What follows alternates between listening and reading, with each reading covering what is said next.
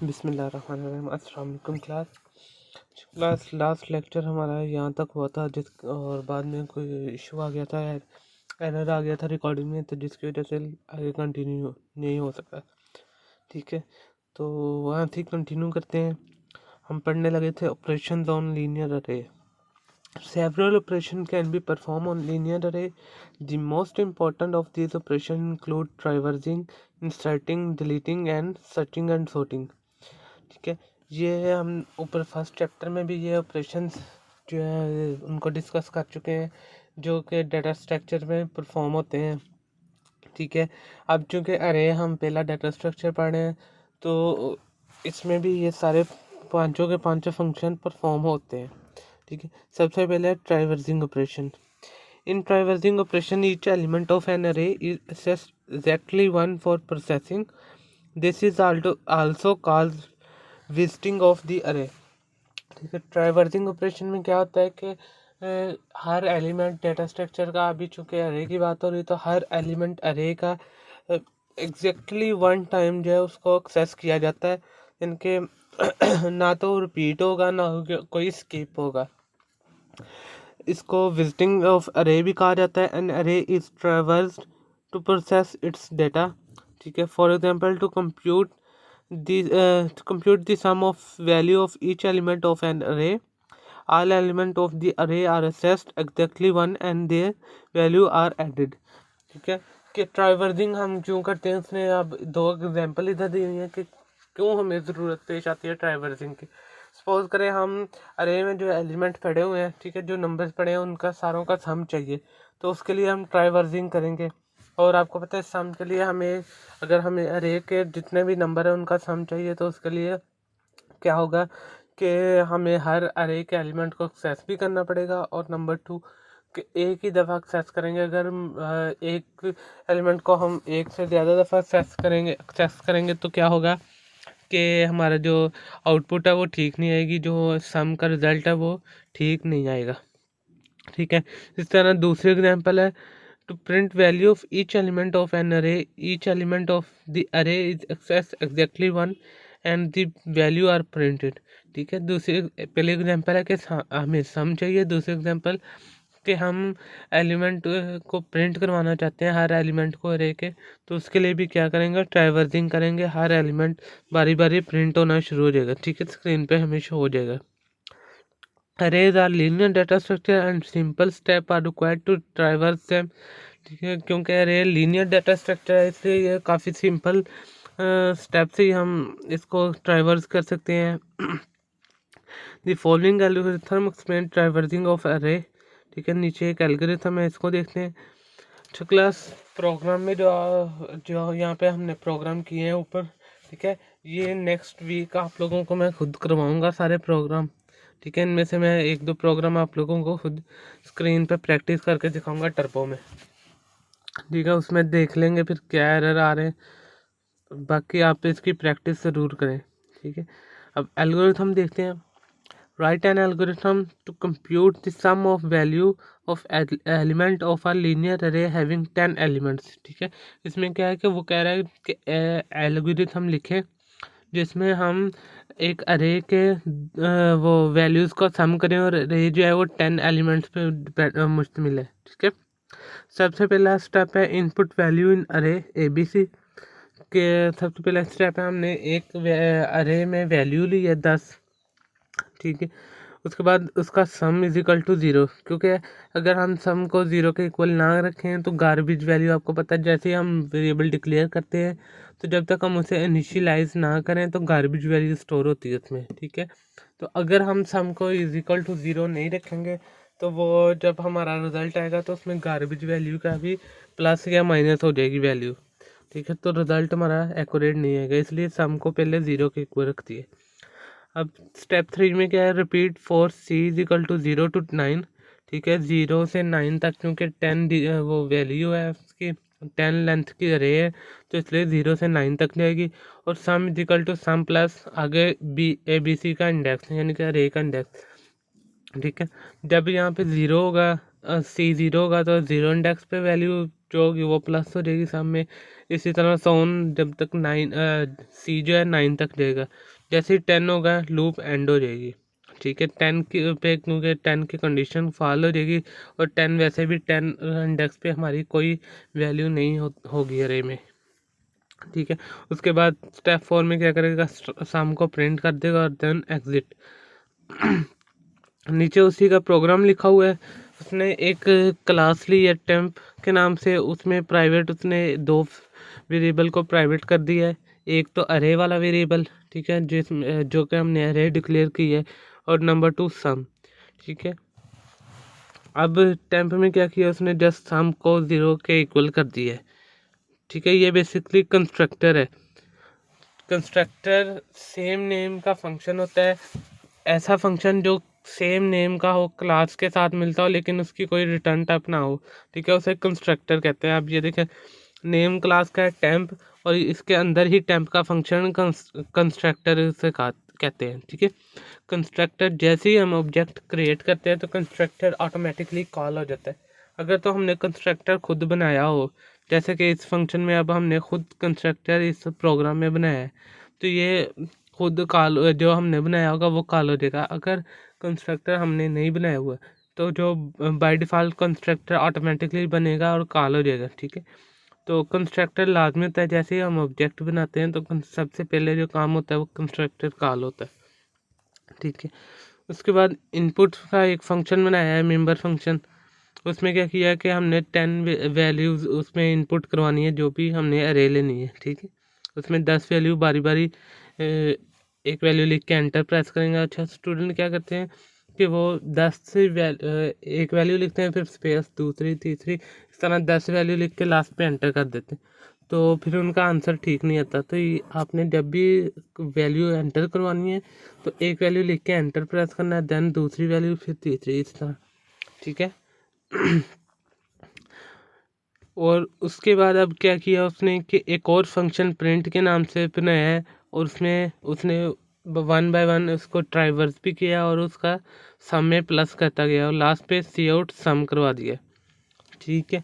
ये प्रिंट का फंक्शन है। पहले हमने ऊपर जो इनपुट का फंक्शन है उसमें 10 वैल्यू इंसर्ट करवाई है, उसके बाद प्रिंट के फंक्शन में 10 वैल्यू को ट्राइवर्स करवा के उसमें सम को उसको सम में ऐड किया है बारी बारी, ठीक है, और सम को आउटपुट करवा दिया। अब नीचे मेन फंक्शन है। मेन फंक्शन में सबसे पहले ऑब्जेक्ट क्रिएट किया है टेम्प का।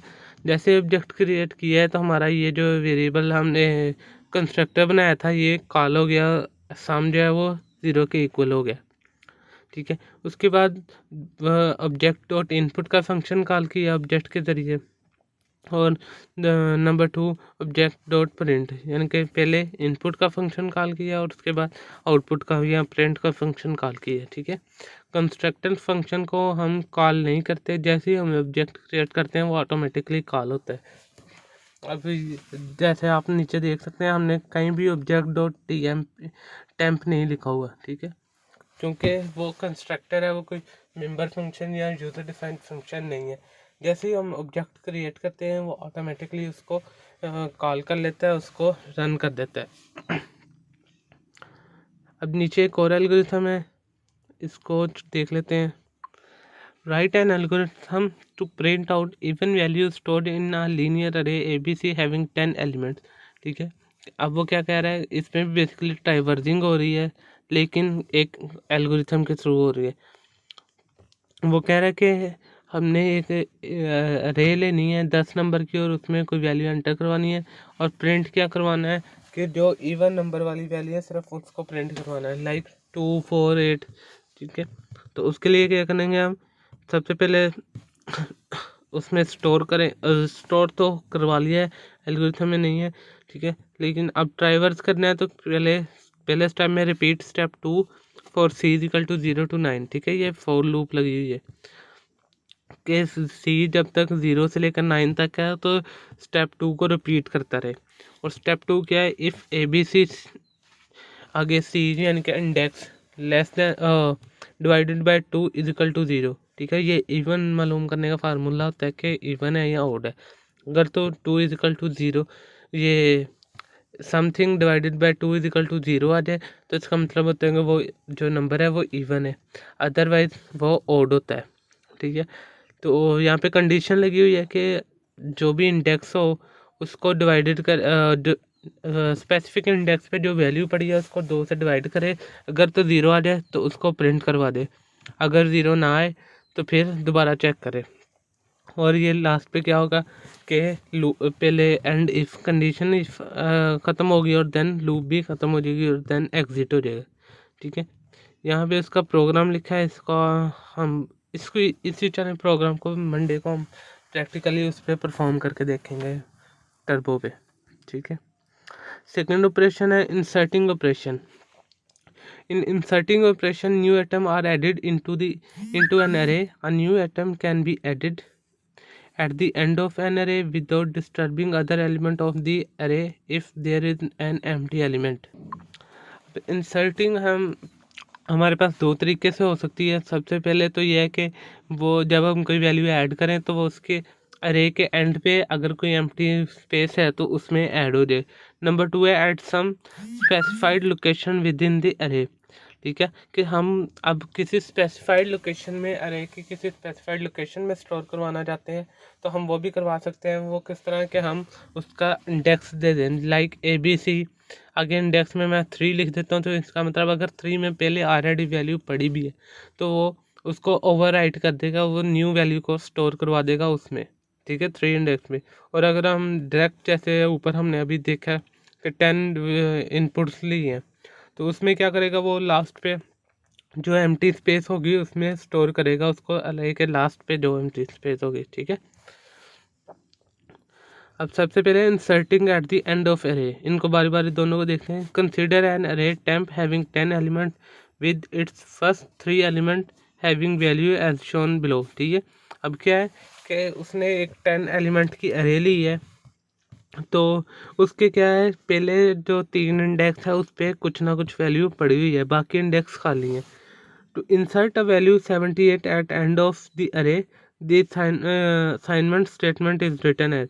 अब इसमें क्या कह रहा है कि 3 इंडेक्स पे, यानी कि अब बेसिकली 3 वैल्यू ऑलरेडी पड़ी है और इंडेक्स हम 3 जब यूज़ करें तो इसका मतलब है 4th वैल्यू, क्योंकि जो हमारी इंडेक्सिंग है वो 0 से स्टार्ट होती है, ठीक है। तो टेम्प 3 में आप 78 स्टोर करेगा तो वो इस जगह, जिधर मेरा कर्सर अभी आप देख रहे हैं, इस जगह वो स्टोर कर देगा उसको इस इंडेक्स पे, ठीक है।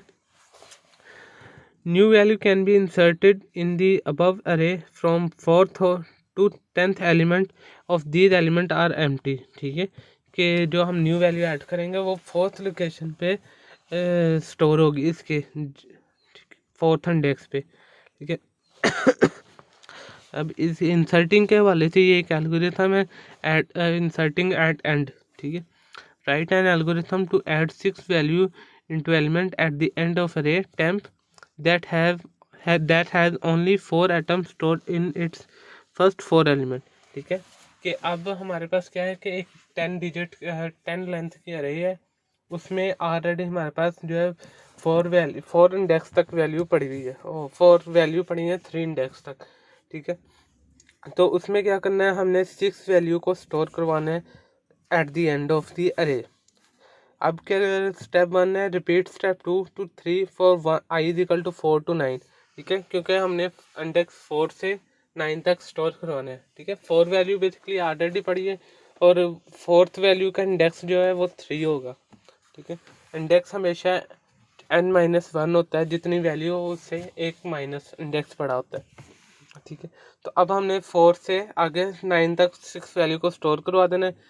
पहले इनपुट वैल्यू इन n, ठीक है, 1 by 1 हम n में वैल्यू लेंगे, देन उसको लूप के ज़रिए हम क्या करेंगे कि तो अरे में स्टोर करवाते रहेंगे, जैसे temp I is equal to n, ठीक है। आई जब 4 होगा तो पहली वैल्यू 4 पे जो 4th वैल्यू पे स्टोर हो जाएगी 4 इंडेक्स पे, फिर आई प्लस प्लस होगा, आई 5 हो जाएगा, फिर इसी तरह वैल्यू जो है 9 तक तमाम अरे फिल हो जाएगी, हमारी कंप्लीट हो जाएगी अरे, जो 10 वैल्यू की अरे होगी, ठीक है। अभी इसके फंक्शन में उसने 1 by 1 भी उसको किया है कि पहले उसने साइन कर दिया है ऑलरेडी, जो हमने 4 वैल्यू, ये बेसिकली ऊपर वाली अरे की इसने एग्जांपल ली हुई है, ठीक है, जो इमेज लगी हुई थी। तो उसमें उसने क्या किया पे कि साइन का एक फंक्शन बना के उसमें उसने पहले जो 4 इंडेक्स हैं उनको ऑलरेडी फिल कर दिए, खुद ही फिल कर दिए, ठीक है। तो और जो बाकी इंडेक्स है वो हम सीन के ज़रिए फिल करवा रहे हैं यूज़र से इस फंक्शन में, ठीक है। ये ऊपर एल्गोरिथम हम देख चुके हैं। तो नेक्स्ट हम इसमें inserting value eight specified location in an अरे वाला टॉपिक पढ़ेंगे कि हम किस तरह कोई भी वैल्यू को एक स्पेसिफिक लोकेशन पे स्टोर करवा सकते हैं, ठीक है। आज का लेक्चर यहाँ तक था। उम्मीद करता हूँ आप लोगों को समझ लगी होगी। Thank you for watching. अल्लाह हाफिज़।